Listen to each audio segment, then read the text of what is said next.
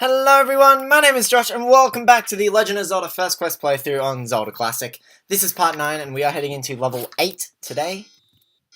We are very close to the end of the game now. And it feels good to be very close to the end of the game, as it means there isn't that much left for me to deal with in the first quest. Of course, the first quest is exactly that, a first quest.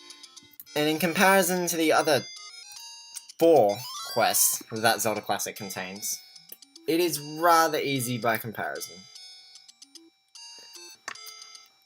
Anyway, level 8 is in a rather interesting position. You need the candle to get in there, and it's literally sitting in the middle of the overworld, basically. So remember in the last level, I ended up missing the red candle on my main playthrough. I don't know how I managed that, but I did. So there you go. Oh well. You're gonna actually come down not to this screen, but this screen.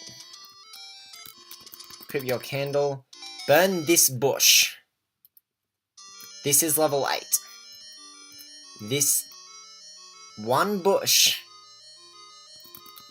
is level 8. Consider this a massive test of what you have endured in the game thus far.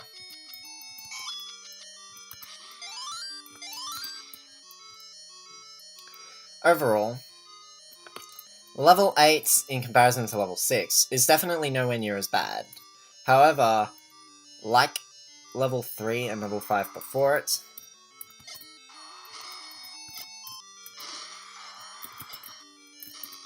come on. There we go. Cool. That went well. And the return of Gibdos as well. Oh, what a lovely item to get in one of these rooms.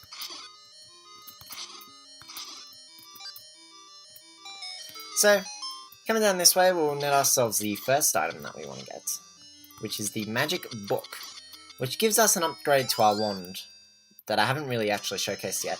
Basically, it now leaves behind a little thing of fire. Very useful to get. In terms of level 8 itself, the actual level is not too bad.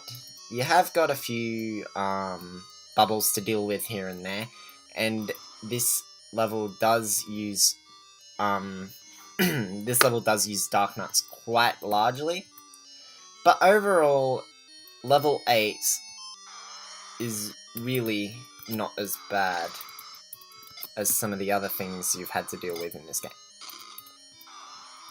Come on. There we go.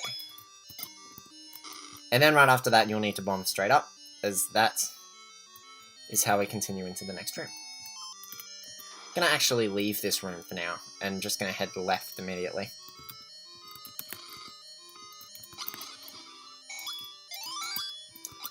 So, just like the English version of the game, Paul's voice weakness is, of course,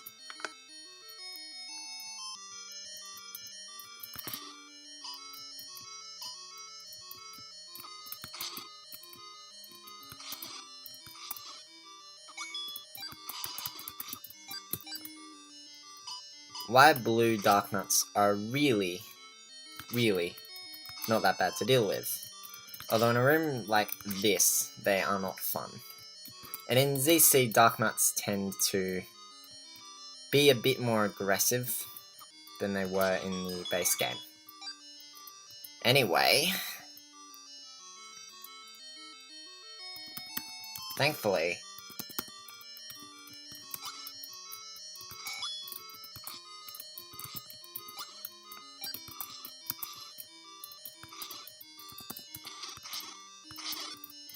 I will take some damage in here, considering that it's kind of difficult to not take damage in here.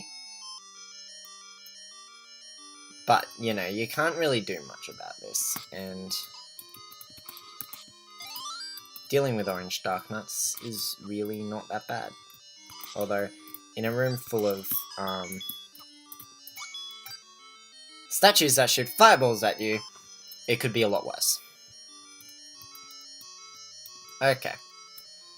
Continuing our way around this dungeon, we have our first Gleeok 2. Blue Gleeoks are the same as orange ones, aside from the fact that they now take 3 hits, aside from 2. Very basic, very simple. Yeah. Hello, old man. Spectacle Rock is an entrance to death. Spectacle Rock is technically the official name of where level 9 is located. Thankfully, you do not have to refight that room full of Dark Nuts. Thankfully, these rooms only contain 2 Dark Nuts. Oh, come on.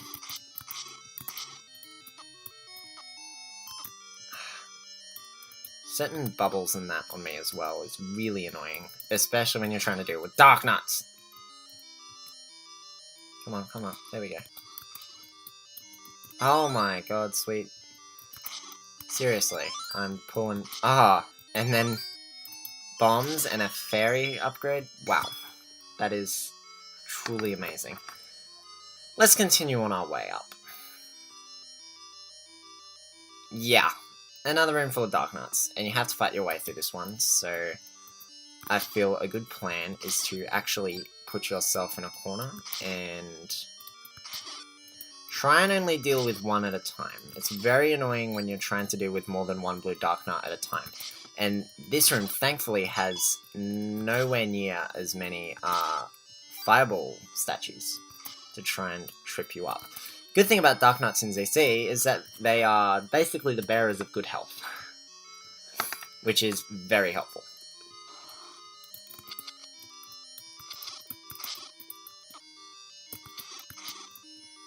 Good thing to deal with first is trying to get out of the way because there's bubbles. Fun.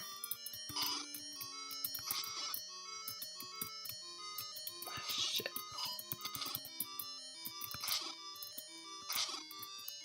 Alright. We got rid of the biggest threat in this room.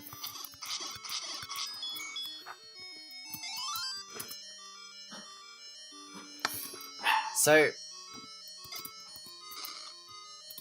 yeah, this place is very weird. Very strange to get around.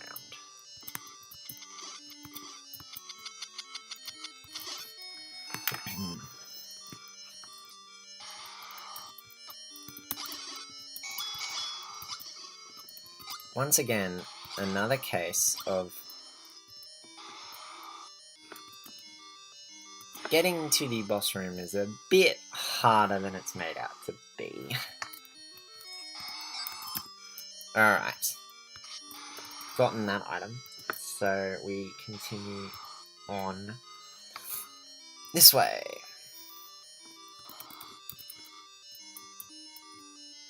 Thankfully, another basic room.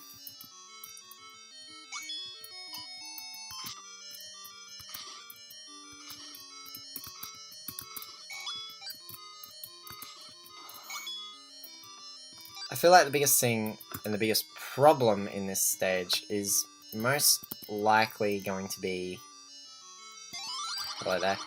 10th enemy has the bomb. In terms of Zelda Classic, that doesn't really apply that much at all, so...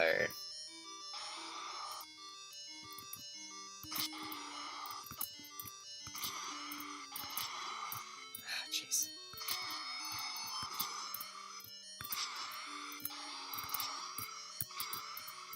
A lot easier to deal with the Gleeok now. You may notice I'm doing things a bit out of order. There is still a lot of stuff in just this one level that we haven't gotten yet. So, time to go back in all over again. Gleeoks are nowhere near as annoying, especially when you have the magic sword and you know how to dodge their attacks. If you don't know how to dodge their attacks, then it's a lot more annoying. You may notice that we actually are missing an item. There is another item we need to get. We are missing it. I'm going to go grab it right now. Thank God for the Gleok not spawning. Okay, so... Shoot.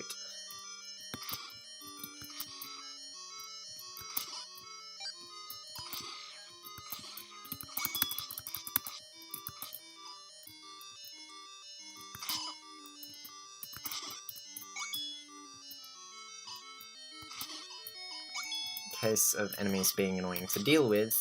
Shit. Case of enemies being annoying to deal with, in a room that has a bloody entrance going this way. Very nice and very helpful.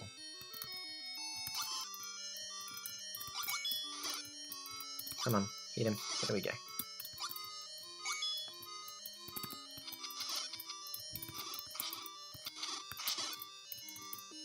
If you're lucky, you could get some hearts from these guys. Something you might want to actively try and do, considering that. Pretty sure there's a wall you can bomb in here. No, there is not. Okay. I need to get down somehow, and I know how to do it. Okay. Once again, this place just has a very confusing layout. Like, it may look simple once you get the map, and I don't even have the map. It's how down this is. And how annoying this level is. Okay. Can't go left into there, so we're just gonna dodge all these guys.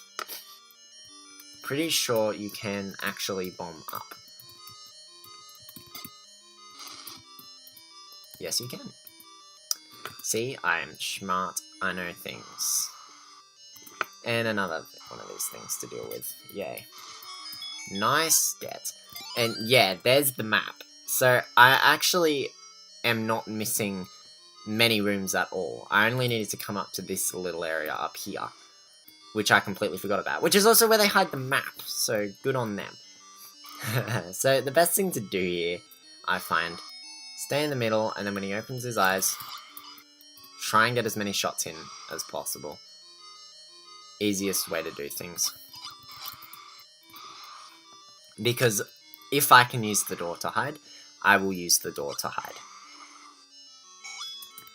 Anyway, have a couple rooms we can get around here. 3 rooms, in fact. One of which hides the last item that we want to get.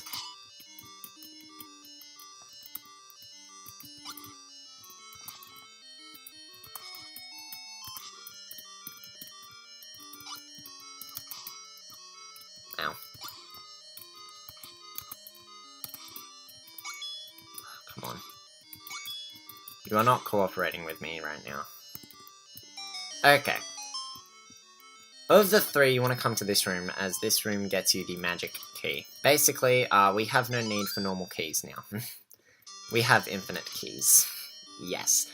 Having infinite keys makes level 9 a lot easier, as you don't have to travel around the place even more looking for keys, and you need to come in with keys in the first place, so it just makes it all the more annoying. This is a trap room.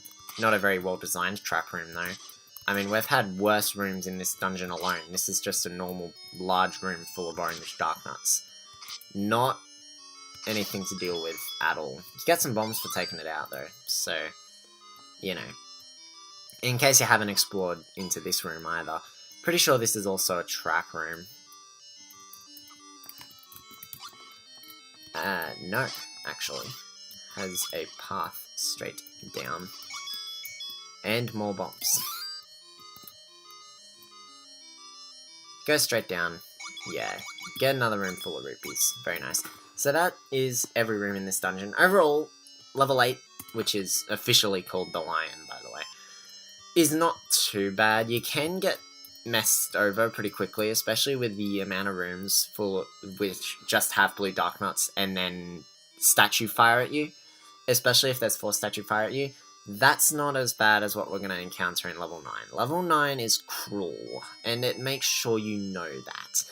Anyway, with that being said, until the next part and the finale of the first quest, I will see you all next time. Goodbye.